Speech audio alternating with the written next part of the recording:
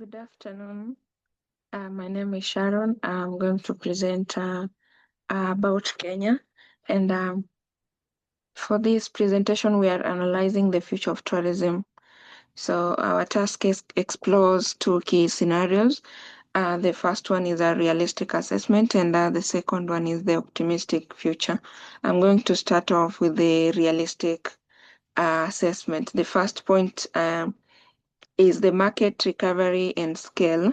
So realistically, tourism is showing a strong recovery that's targeting 2 million visitors annually.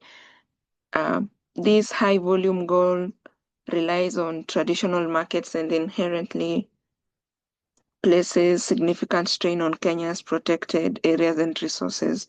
Um, Secondly, there is the diversification strategy.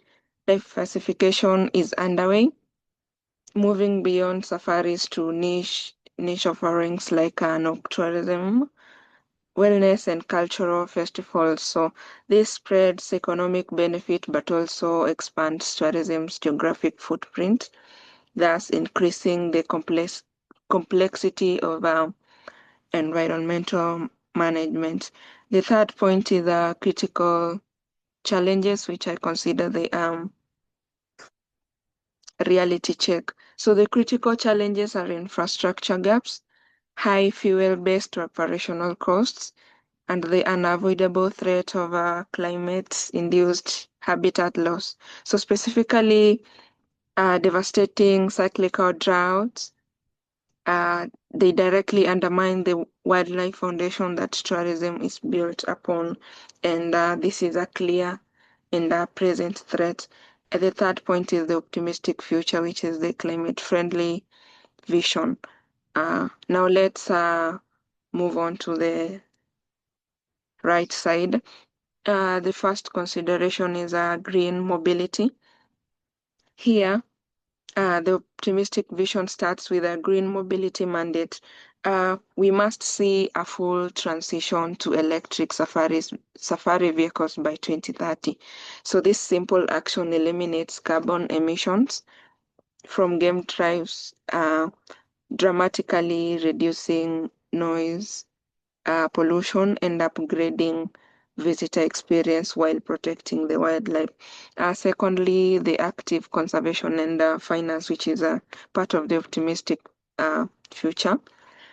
In Kenya, we need active conservation and finance, which means mandatory integrated carbon offset fees on every international ticket. That's why we have something called one tourist, one tree. This mechanism ensures that every tourist actively funds the ecosystem restoration projects that build Kenya's climate resilience. The last point is community-centric leadership. The future here is community-centric, which means community conservancies must be fully empowered to lead biodiversity protection. So ensuring economic benefits flow directly to the local people creates the strongest possible incentive for conservation over alternative land use, securing the future of the environment. So for this section, I'm going to conclude by stating that while Kenya is on a strong path to revenue recovery, which is a realistic assessment I conducted on this section, this trajectory is highly vulnerable to climate change and structural loss. And as for the optimistic future, it provides the required strategic answer, which is a bold shift towards green technology, mandatory climate finance via carbon offsets, and decentralized community-led conservation. So essentially, this is the transition that is necessary to secure Kenya's status as a world leader in climate resilient safari and tourism. And now for the next section is now the regional titans. I found it fit to compare with our neighbors Tanzania, whom we share the Mara. On their side is the Serengeti. So for Kenya, we have the volume and accessibility. We also have a diversified portfolio, which means moving beyond safaris to offer a beach and bush model. And we also have a community model, which is a mature network of conservancies like the Mara North that integrates private sector luxury with a community benefit. On the other hand, for Tanzania, they have high value, low density, which means they focus on exclusivity and premium pricing. They also have the vast wilderness, meaning they offer a which offer a wilder feel with massive protected areas. We know that the Serengeti is 10 times bigger than the Mara.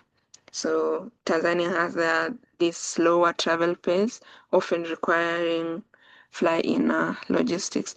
And the last comparison is the resilience strategy for Tanzania. They focus on ecologies and resilience against over-tourism, which is a problem for Kenya because of the goals like having 3 million visitors by the end of 2025. So for the shared destiny, that's a conclusion on this comparison. Both nations rely on the single contiguous Mara Serengeti ecosystem, which makes joint climate action a non-negotiable priority. So I'm going to help my group members to conclude this presentation by stating that the future isn't predicted. It is designed. So tourism can either move in a path that's shaped by pressure, slow change, and rising climate risks, or a path that's built on innovation, green transformation like Kenya's One Tourism, One Tree program, and long-term resilience.